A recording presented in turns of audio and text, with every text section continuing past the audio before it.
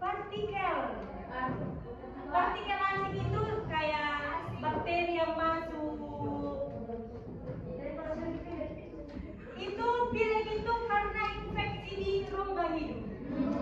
Makanya pilek dia. Kalau tiap hari timusannya Miss, Berarti tiap hari infeksi hidungnya. Ya kan? Ini biasanya di pagi hari kan? Iya. Karena dia tidur kan, malamnya bangun terus keluar. Jadi dia langsung mencium udara pagi, udara subuh. Jadi dia mudah terkena karena dia pertama kali kena di pagi hari itu sesudah bangun. Kecuali tadi siang sore itu udah gak terlalu bersih kan, jarang. Paling kalau misalnya kalian kayak membersihkan sesuatu baru, ya kan? Baru selanjutnya itu laring. Laring itu penghasil suara. Jadi ini berbicara kita ini bersuara itu karena laring, bukan karena lari, tapi karena laring. Udah. Selanjutnya itu apa? Trakea. Trakea itu untuk mendorong partikel keluar. Partikel yang asing itu dikeluarkannya dari trakea. Bukan ingus. Selanjutnya itu bronkus. Bronkus itu lebih disaringnya lagi agar tidak langsung ke paru-paru. Di bronkus dia disaring. Udah? Yang selanjutnya itu bronkus ini untuk menyalurkan CO2 dan O2 ke paru-paru. Dia tempat penghubung antara trakea dan paru-paru. Bronkus ini. Baru selanjutnya apa? Paru-paru. Selanjutnya paru-paru yang terakhir mengelola udara untuk masuk ke pembuluh darah. Darah mengalir itu siapa yang membawanya? CO2, oksigen dialirkannya ke jantung. Makanya jantung bisa berpompa, bisa berdetak, jantung itu berdetak karena CO2.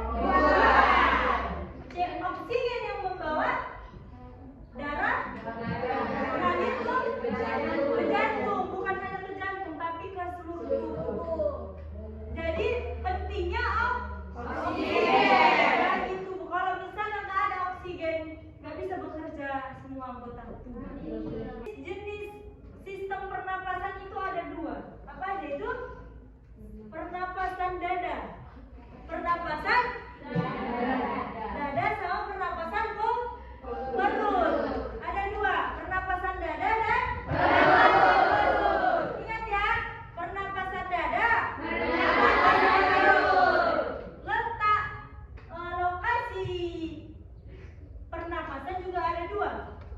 Yang pertama itu pernapasan eksternal dan pernapasan internal. Pernapasan eksternal itu pernapasan yang terjadi di dalam paru-paru. Di dalam paru-paru itu terdapat alveolus. Ini dia alveolus. Alveolus.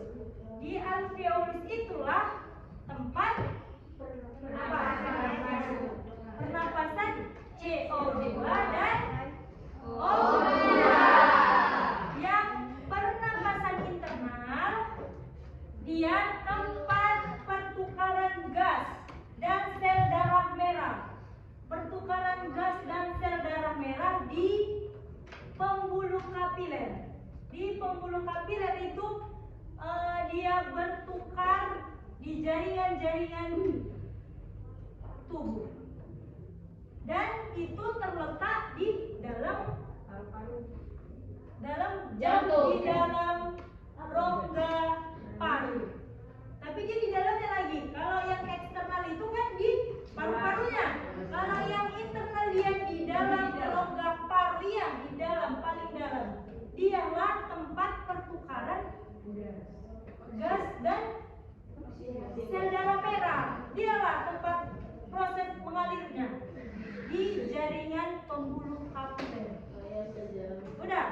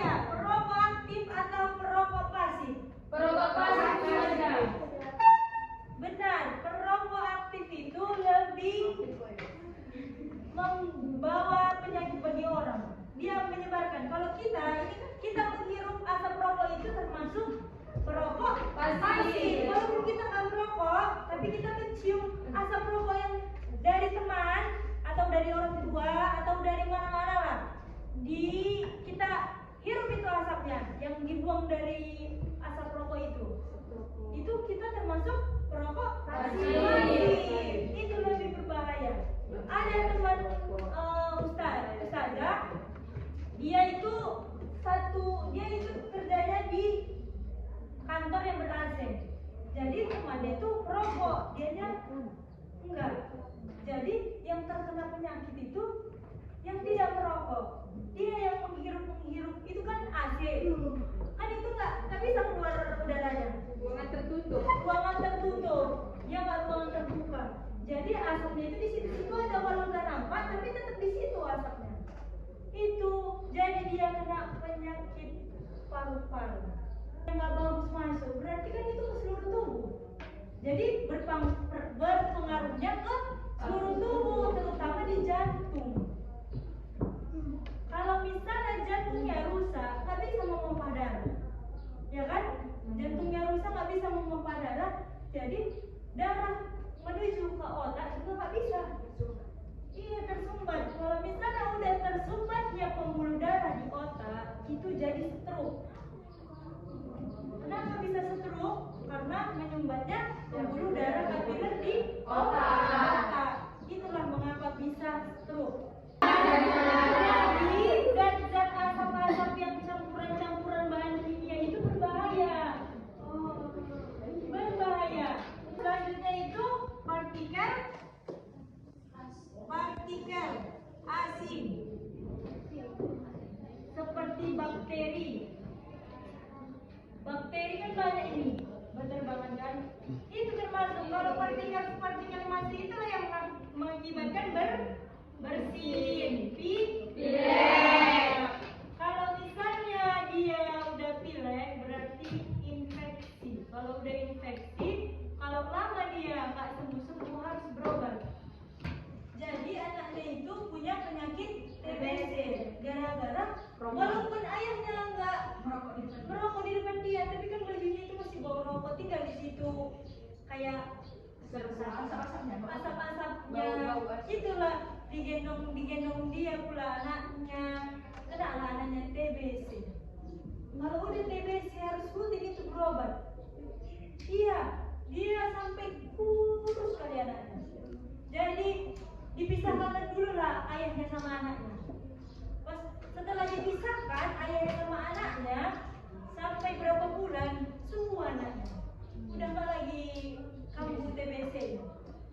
Itu gejalanya itu pertama itu dia sesak napas, baru kayak kejang-kejang. Itulah ciri-cirinya, ciri-ciri orang-orang yang kena TBC. Itu masih kecil, masih belum umurnya sampai 1 tahun kemarin, belum bisa jalan dia